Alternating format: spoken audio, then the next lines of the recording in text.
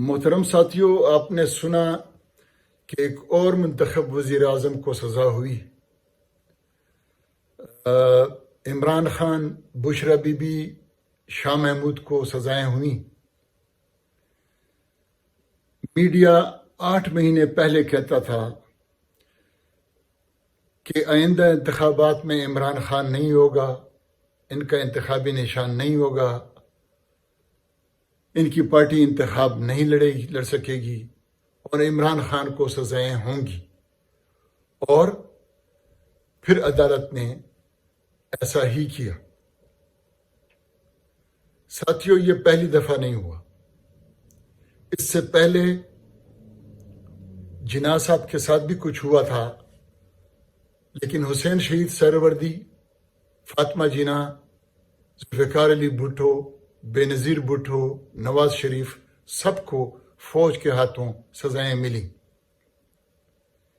वजह क्या थी? वजह इक़्तिदार में अवाम की शिरकत की थोड़ी सी बात या थोड़ा सा जर्नलों के साथ इख्तिलाफ।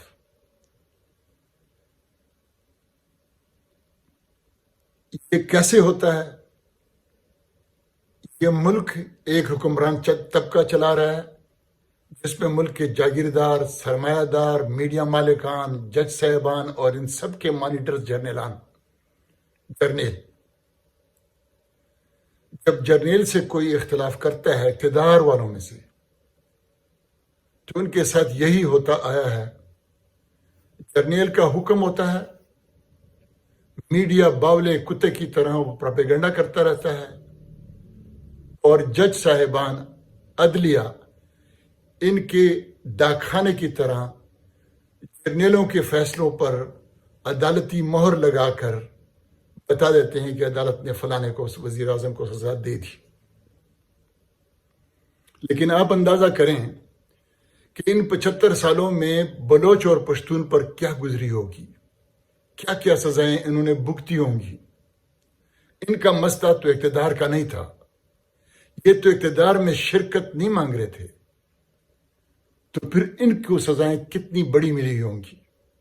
आपने कभी इनका एहसास नहीं किया, पंजाब ने कभी इसका एहसास नहीं किया और न कभी करेगी।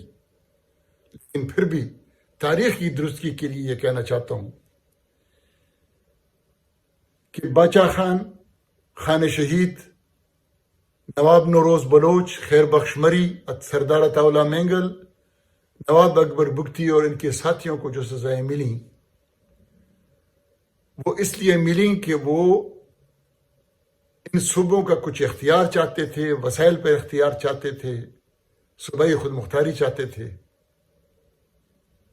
इसलिए ये सजाएं उनसे कई गुना ज्यादा थी, इसलिए कि मुतालबा अलग था। अब क्या है? अब पिछले 20 साल से पुख्तून और बलोच की नस्ल कुशी हो रही है।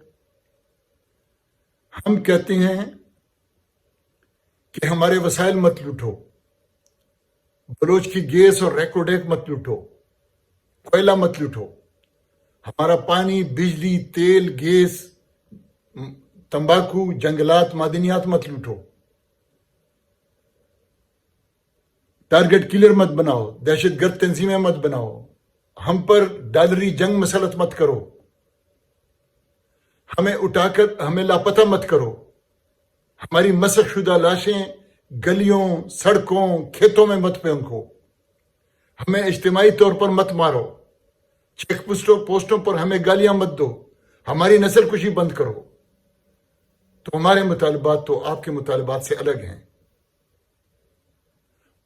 हम कहते हैं कि ये सब कुछ जर्नल कर रहे हैं, ये जो दहशतगर्दी है इसके पीछे वर्दी है, ये नारा आप भी लगा लेते हैं, लेकिन आप समझौता कर लेते हैं।